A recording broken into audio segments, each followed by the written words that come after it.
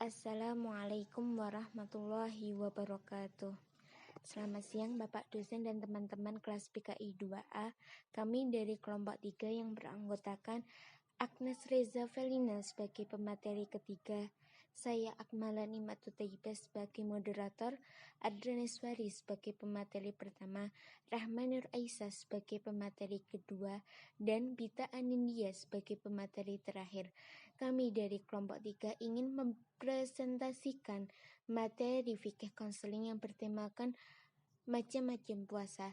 Mari kita simak pembahasan tentang macam-macam puasa pada slide berikut ini yang akan disampaikan oleh pemateri. Macam-macam puasa wajib. Puasa wajib adalah jenis puasa yang wajib atau harus dijalankan oleh seorang muslim yang sudah balik. Karena hukumnya adalah wajib. Maka jika kamu tidak menjalankan akan mendapat dosa. Sebaliknya, jika kamu menjalankan maka akan mendapat pahala. Inilah 3 jenis puasa wajib, yaitu yang pertama puasa Ramadan. Puasa Ramadan adalah puasa wajib yang dilakukan selama sebulan saat bulan Ramadan. Kewajiban ibadah puasa Ramadan terdapat dalam Al-Quran Surat Al-Baqarah ayat 183. Yang kedua, puasa nazar. Puasa nazar adalah puasa wajib karena sebuah janji. Karena janji adalah utang yang harus dibayar, sehingga puasa nazar wajib hukumnya. 3. Puasa denda atau kifarat. Puasa denda adalah puasa wajib yang dilakukan untuk menggantikan dam atau denda atas pelanggaran. Puasa ini bertujuan menghapus dosa yang telah dilakukan. Beberapa hal yang membuat kaum wajib puasa kifarat antara lain melanggar sumpah atau nama Allah, kafarat dalam melakukan ibadah haji, kafarat karena berjima atau berhubungan badan suami istri di bulan Ramadan sebagai pengganti puasa Ramadan, membunuh binatang saat sedang ihram. Selanjutnya, pihak yang boleh meninggalkan puasa. Yang pertama, orang yang sakit. Orang yang sakit yang dibolehkan meninggalkan puasa Ramadan apabila puasanya justru akan memberatkan penyakit hingga menimbulkan gangguan serius pada kesehatannya. Sebagaimana difirmankan oleh Allah Subhanahu wa taala dalam surat Al-Baqarah ayat 134. Orang yang sakit tersebut diwajibkan untuk menggantikannya saat ia sembuh di kemudian hari. Namun apabila sakitnya sudah termasuk parah, puasa Ramadannya boleh ditinggalkan dengan membayar fidyah. Yang kedua, musafir atau orang dalam perjalanan. Orang yang dalam perjalanan berat maupun ringan diperbolehkan untuk meninggalkan puasa Ramadan. Masih mengacu pada surat Al-Baqarah ayat 134, musafir diwajibkan untuk mengganti puasanya di hari lain. Yang ketiga, orang lanjut usia atau lansia. Orang tua atau lansia yang tidak mampu menjalankan puasa diberi kelonggaran untuk tidak berpuasa. Sebagaimana gantinya, orang tersebut diwajibkan untuk membayar fidyah, yaitu memberi makan fakir miskin setiap kali orang tersebut tidak berpuasa. Allah berfirman dalam surat Al-Baqarah ayat 184, dan wajib bagi orang-orang yang tidak menjalankan puasa membayar fidyah, yaitu memberi makan seorang miskin. Adapun ukuran satu fidyah adalah setengah so, kurma atau gandum atau beras, yaitu sebesar 1,5 kg beras. Orang tua sebagai golongan orang yang boleh meninggalkan puasa tentu sudah banyak diketahui. 4. Wanita hamil dan menyusui. Nabi bersabda dalam hadis riwayat Ahmad, sesungguhnya Allah Azza wa Jalla meninggalkannya pada musafir separuh sholat. Allah pun menghilangkan puasa pada musafir, wanita hamil dan wanita menyusui. Seperti yang terdapat dalam hadis tersebut, golongan orang yang boleh meninggalkan puasa selanjutnya adalah wanita hamil dan wanita menyusui. Apabila ibu sedang mengandung dan menyusui tidak mau berpuasa, Allah Subhanahu wa taala meringankan untuk tidak berpuasa dan menggantinya di kemudian hari. Yang kelima, wanita yang sedang haid. Berbeda dengan golongan orang yang boleh meninggalkan puasa. Wanita dalam keadaan haid dan nifas bahkan dilarang untuk berpuasa dan melakukan ibadah lainnya. Nabi bersabda dalam hadis riwayat Bukhari yang berbunyi, "Bukankah ketika haid wanita itu tidak salat dan juga tidak puasa? Inilah kekurangan agamanya." Wanita yang haid dan nifas dilarang berpuasa selama masa haid dan nifas tersebut, namun mereka tetap harus mengganti puasa di kemudian hari. Amal-amal yang dilakukan di bulan Ramadan. Pada bulan Ramadan, masyarakat menyibukkan waktunya untuk beribadah kepada Allah untuk meraih keberkahan di bulan ini. Di antara amal-amalannya yang dilakukan adalah yang pertama, sholat malam. Selain amalan yang dilakukan di siang hari, sangat dianjurkan juga bagi kaum muslimin untuk menghidupkan pada jam sepertiga malam. Terlepas dari amalan di bulan Ramadan, salat malam sendiri memiliki keutamaan khusus, seperti dalam firman Allah yang artinya, "Sesungguhnya bangun di waktu malam adalah lebih tepat untuk khusyuk dan bacaan di waktu itu lebih berkesan." Quran Surat Al-Muzammil ayat 6. Yang kedua, sholat tarawih. Sholat tarawih hanya disyariatkan dalam bulan Ramadan saja. Disunahkan dilakukan dengan berjamaah, tetapi tetap dihukumi sah jika dilaksanakan dengan sendiri-sendiri. Salat tersebut disebut demikian karena jamaah beristirahat sejenak sesudah tiap-tiap 4 rakaat atau yatawarhu. Salat ini juga bisa disebut dengan qiyamu Ramadan. Yang ketiga ada sholat witir. Sholat witir hukumnya sunnah dan merupakan sholat yang diutamakan. Dalam sebuah riwayat, "Hai para pecinta Al-Quran, kerjakanlah sholat witir karena Allah itu satu. Dia suka bilangan yang witir atau ganjil." Yang keempat ada tadarus Al-Quran. Mengisi waktu luang di bulan Ramadan ini dengan membaca Al-Quran merupakan hal yang sangat penting untuk umat manusia. Yang kelima ada iktikaf di masjid pada bulan Ramadan. Merupakan suatu hal yang utama dilakukan oleh Rasulullah. 10 hari penghabisan bulan Ramadan beliau menghabiskan waktu untuk iktikaf di masjid. Yang keenam ada sholat duha. Sholat duha adalah sholat sunnah yang dikerjakan saat matahari sedang naik, kira-kira 7 hasta atau sekitar pukul 7 pagi sampai tiba waktu duhur. Yang ketujuh ada membaca sholawat Nabi. Sholawat Nabi Shallallahu Alaihi Wasallam memiliki keistimewaan yang luar biasa. Al-Farisi menyatakan bahwa sholawat merupakan prianti terpenting bagi yang ingin dekat dengan Tuhannya. Hal ini karena ditinjau dari aspek mengandung tawasul kepada Allah Subhanahu wa taala dengan perantara kekasih pilihannya. Salah satu amalan sholawat yang bisa diterapkan sebagai amalan harian saat puasa adalah sholawat malaikat Jibril Sallallahu ala Muhammad. Sholawat ini dibaca setiap subuh dan maghrib 500 kali, didahului membaca istighfar sebanyak 100 kali. Sesuai dengan petunjuk Allah dan Rasul-Nya, ada beberapa orang yang diperbolehkan tidak berpuasa. Misalnya orang yang ketika bulan puasa wajib atau Ramadan sedang mengalami sakit, menjadi musafir, dan lain sebagainya. Namun demikian, mereka yang diperbolehkan tidak berpuasa itu diwajibkan untuk mengganti atau mengkodok puasa yang ditinggalkannya itu di luar bulan Ramadan. Termasuk dalam kelompok ini adalah para muslimah yang haid atau menstruasi dan nifas atau mengeluarkan darah karena melahirkan. Mereka ini tidak diperbolehkan berpuasa kala Ramadan, tetapi berkewajiban menggantikan pada hari-hari lain sebanyak puasa yang ditinggalkan. Hukum tentang dibolehkannya mengkodok puasa bagi orang yang sedang sakit pada bulan Ramadan dijelaskan Allah dalam Al-Quran Surat Al-Baqarah ayat 185. Dalam Surat Al-Baqarah ayat ke-185 itu juga dijelaskan kapan seseorang yang sakit itu harus mengkodok puasa Ramadan yang telah ditinggalkannya. Bulan Ramadan adalah bulan yang di dalamnya diturunkan Al-Quran sebagai petunjuk bagi manusia dan penjelasan-penjelasan mengenai petunjuk itu dan pembeda antara yang benar dan yang batil.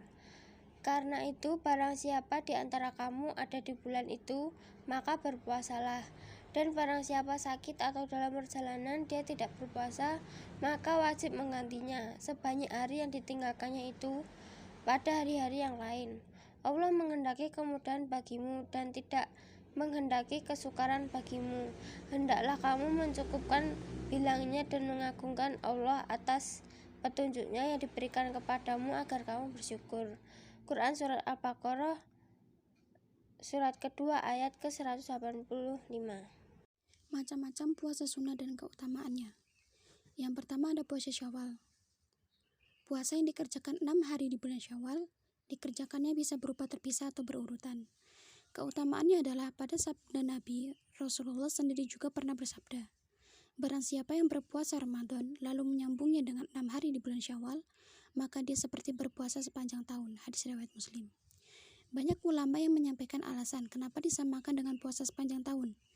Sesungguhnya amalan tersebut sama kedudukannya dengan puasa sepanjang tahun, sebab satu kebaikan yang nilainya sama dengan 10 kali lipat, maka bulan Ramadan sama seperti 10 bulan dan 6 hari sama seperti 2 bulan. Syarah Nawawi.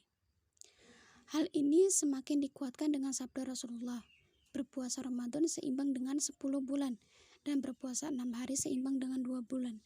Maka yang demikian itu sama dengan berpuasa setahun. Hadis riwayat An-Nasa'i. Yang kedua ada puasa Senin Kamis. Puasa yang dikerjakan pada hari Senin dan Kamis. Keutamaannya itu adalah dapat mengampun dosa. Dikuatkan dalam sebuah riwayat bahwa suatu ketika Aisyah pernah ditanya tentang puasanya Nabi. Lalu dijawab oleh Aisyah bahwa Rasulullah selalu menjaga puasa Senin Kamis. Ketika ditanya oleh seorang sahabat kenapa Rasulullah selalu berpuasa hari Senin dan Kamis, Rasulullah menjawab, dibuka pintu-pintu surga pada hari Senin dan Kamis, lalu diampuni dosa setiap orang yang tidak menyekutukan Allah dengan sesuatu apapun, kecuali 2 orang yang saling bertikai. Dikatakan, biarkan mereka berdua sampai keduanya berbaikan. Hadis riwayat Tirmizi dan Ibnu Majah. Yang ketiga adalah puasa Daud. Puasa ini paling dicintai oleh Allah, dan ini merupakan tingkatan puasa yang lebih utama. Keutamaannya adalah berdasarkan hadis yang datang dari Abdullah bin Amr bin As radhiyallahu an bahwa Rasulullah Shallallahu alaihi wasallam bersabda, puasa yang paling dicintai Allah Ta'ala adalah puasa Daud. Beliau berpuasa sehari dan berbuka sehari. Dan salat yang paling dicintai Allah adalah salatnya Daud. Beliau tidur di pertengahan malam, lalu bangun sholat pada sepertiga malam, dan tidur pada seperenamnya. Hadis riwayat Bukhari dan Muslim. Selain puasa yang paling dicintai Allah, puasa Daud juga memiliki beberapa manfaat lain, yaitu 1. Senantiasa terpelihara dari perbuatan-perbuatan maksiat. 2. Dapat menumbuhkan akhlak yang baik dan budi berkat luhur. 3. Dapat menerima segala pemberian dari Allah dengan lapang hati. 4. Dikaruniai pemikiran yang senantiasa positif, kreatif, dan inovatif. Yang keempat ada puasa Ayyamul Bid. Keutamaannya adalah Rasulullah Shallallahu alaihi wasallam pernah bersabda tentang puasa ini.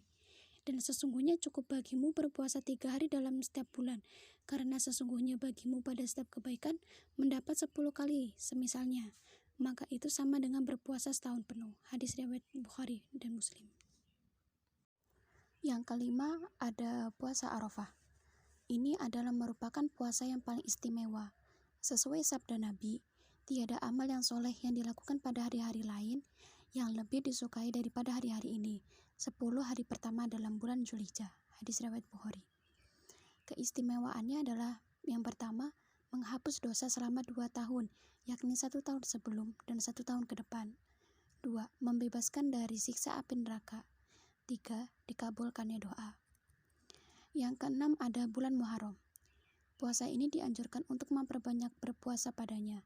Rasulullah pernah bersabda, puasa yang paling afdol setelah Ramadan adalah bulan Allah, Muharram, dan sholat yang paling afdol setelah sholat wajib adalah sholat malam. Hadis riwayat Muslim. Yang ketujuh ada bulan Sya'ban. Keutamaannya adalah 1. Mengharamkan tubuhnya dari api neraka. Kelak akan menjadi penghuni surga dan menjadi teman bagi Nabi Yusuf alaihissalam. akan mendapatkan pahala seperti yang telah dilimpahkan Allah kepada Nabi Ayub dan Nabi Daud. 2. Mendapatkan pahala 70 nabi layaknya beribadah 70 tahun, dan jika ia meninggal di tahun tersebut, maka ia akan dimasukkan dalam golongan orang-orang yang mati syahid. 3. Akan diampuni dosa-dosanya yang telah lalu dan akan dimasukkan ke dalam surga kelak. 4. Dan apabila berpuasa 1 bulan penuh di bulan Sya'ban, akan mendatangkan keuntungan, seperti akan diberikan kemudahan saat ia mati, seperti terlepas dari kegelapan alam kubur, terbebas dari huru-hara malaikat mungkar dan nakir. Allah akan menutupi aibnya di hari kiamat, serta akan dijadikan penghuni surga. Contoh puasa yang dimakruhkan itu adalah menyendirikan puasa khusus pada hari Jumat, Sabtu, atau Ahad, karena terdapat hadis yang melarang puasa khusus di hari tersebut. Adapun hadis larangan puasa khusus di hari Jumat tersebut diriwayatkan oleh Imam Al-Bukhari dan Muslim. Dari Muhammad bin Ibnu Abbad, ia berkata, "Aku bertanya kepada Jabir radhiyallahu an, apakah Nabi SAW melarang puasa di hari Jumat?" Ia menjawab, "Iya." Selain Abi Asim atau Rawi menambahkan, yakni jika ia menyendirikan atau mengkhususkan puasa di hari Jumat. Jadi, seperti yang saya ketahui itu, puasa makruh itu adalah puasa yang tidak ada gandengannya, atau puasa yang dikhususkan pada hari itu saja. Misalkan dari contoh di atas adalah puasa Jumat. Jadi dia melaksanakan puasa sunnah itu dikhususkan pada hari Jumat ataupun Sabtu dan hari Minggu. Puasa haram. Puasa haram adalah puasa yang apabila dilakukan maka berdosa. Puasa yang diharamkan tersebut antara lain: A. Istri puasa sunnah tanpa sepengetahuan dari suami, atau suami tahu tapi tidak mengizinkan, kecuali apabila suami sedang tidak membutuhkan, seperti suami sedang berpergian, sedang haji atau umroh. Abu Hurairah radhiyallahu anhu, Nabi Muhammad SAW bersabda, "Tidak boleh seorang wanita berpuasa sedangkan suaminya ada di rumah di suatu hari selain bulan Ramadan, kecuali mendapat izin suaminya." Hadis riwayat Bukhari dan Muslim. B. Puasa pada hari raya Idul Fitri atau Idul Adha, karena itu adalah hari raya umat muslim. C. Puasa pada hari tasyrik, yaitu hari ke-11, 12, dan ke-13 bulan Dzulhijjah, kecuali untuk dam atau sebagai ganti dari menyembelih kurban. D. Puasa wanita haid atau nifas setelah melahirkan. E. Puasa dar, puasa tiap hari tanpa berbuka. Rasulullah SAW tidak dinamakan puasa orang yang berpuasa terus-menerus. Hadis riwayat Bukhari. Sesungguhnya hakikat dari berpuasa adalah untuk menahan hawa nafsu, yang mana hawa nafsu tersebut adalah musuh setiap insan yang bertakwa. Dari puasa itu ada banyak sekali hikmah yang bisa ditemukan dan dikaji, khususnya dalam hal fisik, yaitu menyehatkan fisik manusia, juga dalam masalah kejiwaan. Beberapa hikmah yang telah diteliti dan dibuktikan kebenarannya adalah sebagai berikut. 1. Hikmah puasa bagi kesehatan fisik. Puasa ditinjau dari kesehatan fisik banyak mengandung hikmah atau manfaat. Nabi Muhammad SAW bersabda, "Berpuasalah kamu, niscaya kamu akan sehat." Manfaat puasa bagi kesehatan dibuktikan secara empiris ilmiah, meski harus menahan makan dan minum sekitar 12-24 jam. Apabila orang lapar, perutnya akan memberikan refleks ke otak secara fisiologis. Dengan adanya pemberitahuan tadi, orang akan memerintahkan kelenjar perut untuk mengeluarkan enzim pencernaan. Zat inilah yang akan menimbulkan rasa nyeri, khususnya bagi penderita MAG.